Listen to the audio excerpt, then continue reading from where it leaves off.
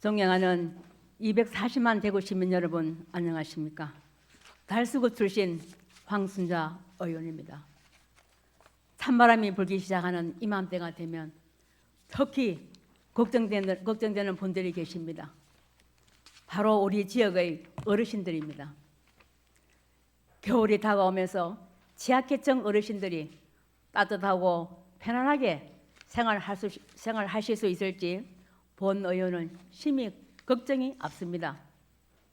이런 시기일수록 어르신들의 추위를 피하고 이웃들과 담소를 나눌 수 있는 경로당은 중요한 역할을 하지만 이러한 역할을 하면서도 이용자 수나 화장실 등 시설 기준을 충족하지 못해 복지 사각지대에 놓여 있는 곳들이 있습니다. 오늘 본 의원은 미등록된 경로당 문제를 짚어보고 해결책 마련을 촉구하고자 합니다. 대구시에는 10월 말 기준 28개의 미등록 경로당이 있습니다. 일반 경로당에 비해 노후된 지역에 위치하고 있으며 조립식 컨테이너, 패널, 슬레이트 구조 등 열악하고 위험한 환경에 노출되어 있는 경우가 대부분이고 냉난방 시설조차 제대로 갖추지 못한 데다가 화재와 같은 각종 안전사고의 위험에도 취약한 실정입니다.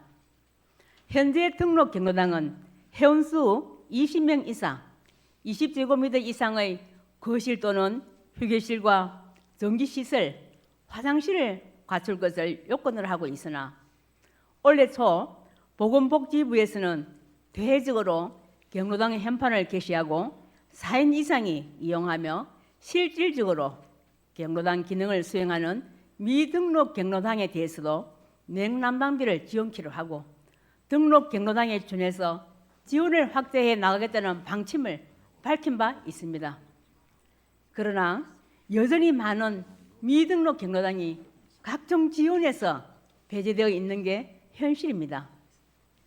일부 구군의 경우 자체 조례나 방침을 통해 운영비나 냉난방비를 일부 지원하거나 동단체 등에서 쌀이나 라면, 방한용품 등을 후원하기도 하지만 턱없이 부족해 어르신들이 십시일반으로 운영하는 경우가 대부분입니다. 아파트 내에 있는 미등록 경로당은 아파트 내에서 자체적으로 일부 지원받는 경우가 있어 사정이 좀 낮지만 노후된 주택가에 위치한 경우 더 열악합니다. 물론 등록 제도가 있는 이상 등록 여부에 따른 차등과 지원 기준에 대한 신중한 검토는 필요할 것입니다.